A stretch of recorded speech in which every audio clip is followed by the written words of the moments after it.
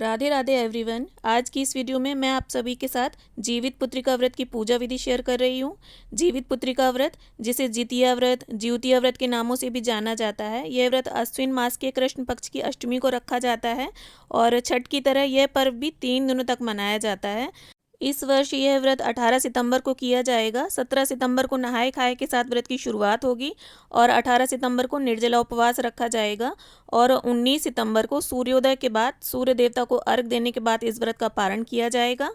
तो चलिए देख लेते हैं कि हमें व्रत में पूजा कैसे करनी है। देखिए, आप सबसे पहले तो ज़मीन को शुद्ध कर लें, या तो गाय के गोबर से लीप लें या गंगा जल छिड़क लें और इस तरह से एक चौकी बिछा लें, उसके ऊपर लाल कपड़ा बिछाकर अष्टदल कमल बना लें।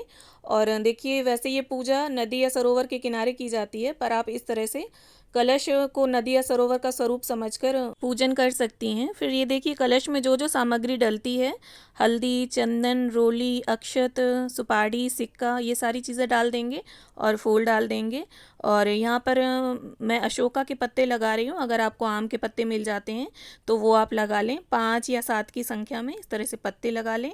और फिर ये देखिए, इस तरह से नारियल पर 7 बार आप मोली लपेट लें और उसे इस तरह से फिर इस कलश के ऊपर हम स्थापित कर लेंगे। आप चाहें तो नारियल को लिटा कर भी रख सकते हैं या खड़ा भी रख सकते हैं, जैसा आप चाहें। और इसका मुख ऊपर की ओर रखें आप। और इस तरह से देखिए, फिर कलश पर हम स्वास्तिक का चिन्ह बना लेंगे। स्वास्तिक का चिन्ह किसी भी पूजा काम में बहुत शुभ माना जाता है, इसलिए आप स्वास्तिक का चिन्ह जरूर बना लें। और पत्तों को भी देखिए टीक लिया है मैंने। और कलश के जल में आप गंगा जल जरूर मिला लें। फिर इसके बाद ये देखिए, इस तरह से पान के पत्ते पर मैंने यहाँ गणपति जी को विराजित किया है। और फिर इसके बाद जीमूत वाहन जी को विराजित कर लेंगे हम। इसके बाद दाएं साइड चील को विराजित करेंगे और बाएं साइड शियारिन को विराजित करेंगे। और अगर आपको तोरई के पत्ते मिल जाते हैं तो आप वो ले लें, वरना आप इस तरह मेरी तरह पान के पत्ते भी पूजा में रख सकते हैं, उन पर भी विराजित कर सकते हैं। फिर इस तरह से देखिए, हम सभी का शुद्धिकरण कर लेंगे, स्नान करा देंगे सभी को। यहाँ गंगा जल से मैं स्नान करा रही हूँ इस तरह से फूल की सहायता से।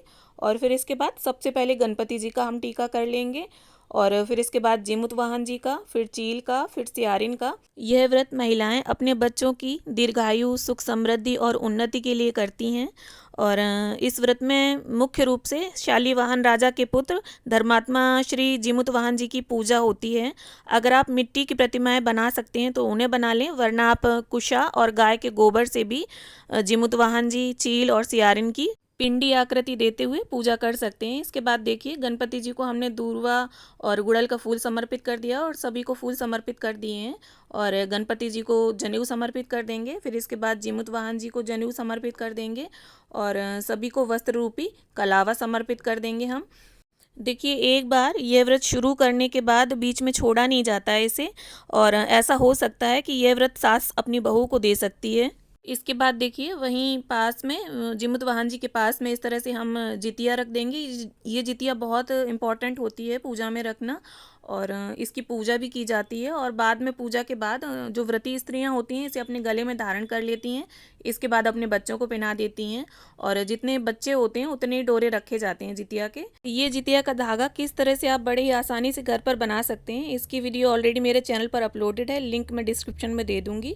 फिर इसके बाद ये देखिए, आटे से बनी कोई मिठाई आपको ज़रूर ले लेनी है। यहाँ मैं गुलगुले रख रही हूँ, आप आटे का हलवा भी बना सकते हैं। और ये भीगे हुए चने भी समर्पित किए जाते हैं, ये भी पूजा में ज़रूर रखे जाते हैं। इसके बाद ये देखिए, आपके पास जो भी सीजनल फ्रूट्स हों हमें वो समर्पित कर देने हैं। और पूजा में आपको खीरा भी ज़रूर रखना है। और फिर इसके बाद ये देखिए, हाथ में इस तरह से अक्षत लेकर हम जीवित पुत्रिका व्रत की कथा पढ़ लेंगे या सुन लेंगे। और कथा संपन्न होने के बाद ये अक्षत देखिए गणपति जी के समक्ष, जीमूत वाहन जी के समक्ष समर्पित कर देंगे। और फिर इसके बाद सभी की हम आरती उतार लेंगे। सर्वप्रथम गणपति जी की, फिर कलश देव की, फिर जीमूत वाहन जी की। और फिर इसके बाद ये देखिए, इस तरह से अंत में आपको दक्षिणा भी ज़रूर समर्पित करनी है। दक्षिणा से जो पूजा में कमी होती है हमारी, वो पूरी हो जाती है। इसके बाद हम जीमूत वाहन जी से अपने बच्चों के उज्जवल भविष्य और दीर्घायु के लिए प्रार्थना करेंगे कि जिस तरह से उन्होंने एक सर्प जाति के बच्चे को बचाने के लिए अपने शरीर का बलिदान दिया, उसी तरह से आप सभी के बच्चों पर अपनी कृपा बनाए रखना। ऐसी मान्यता है कि सबसे पहले द्रौपदी ने इस व्रत को रखा था और इसके बाद से ही इस व्रत को रखने की परंपरा चली आ रही है। पूजा विधि का यह छोटा सा वीडियो अगर आप सभी को पसंद आया हो तो वीडियो को लाइक करें और मेरे चैनल को सब्सक्राइब करना बिल्कुल भी ना भूलें। वीडियो को अंत तक देखने के लिए आप सभी का बहुत बहुत धन्यवाद। मिलते हैं अगले वीडियो में, तब तक के लिए राधे राधे।